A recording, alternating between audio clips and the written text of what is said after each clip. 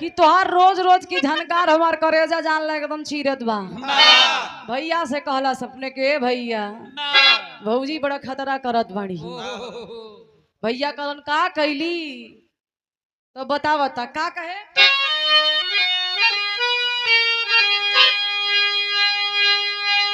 कि भैया भौजी घर में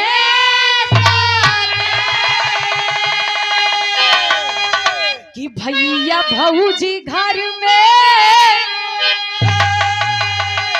और हम सुती दालानवा निदिया नया वे हमारा निदिया नया वे जगले वो जला भी खानवा निदिया नया वे हमारा वो जला भी खानवा निदिया नया वे जगले वो जला भी खानवा निदिया नया वे वो जला भी खानवा निदिया नया वे जगले। अब लेकिन आज आरजू चला जाता है मुंबई शहर। दिन पे दिन बीते गई, महीना पे महीना बीत गई। एक दिन ललिता की तबीयत खराब है।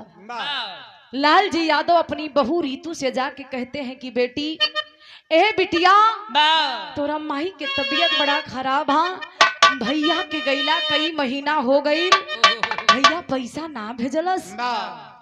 अगर कुछ रुपया तोरे पास हो तनी सौ रुपया दे दा, तोरे माई के इलाज हो जाए। बुढ़ाई अवस्था बा ए बाबू। रीतू से जब बात लाल जी यादव कहते हैं, डांट के बोलती है खालस की है बुढ़ऊ, खाए कहो त खा, सूते कहो त सूता। हम दोनों टाइम बना के तोके खियाई ला, बढ़िया से बिस्तरा मिल जात बा, यह कहाँ कम है। खा पी के सूत ना सकत हुआ। यहाँ रुपया के डार नहीं लगल बा, जब चाहबा तब तोड़ के मिल जाई।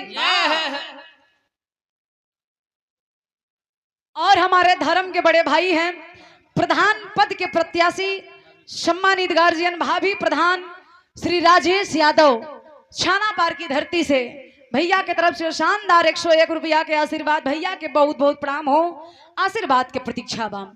गौर करिया बाबूजी, आज वो रीतू बहू डांट के कहती है कि मेरे पास पैसे नहीं है, मेरे पास रुपए नहीं है कि मैं तुम्हारी दवा करा सकूं। रीतू कलश की सुना तोनी लोगन के तब बीत गई।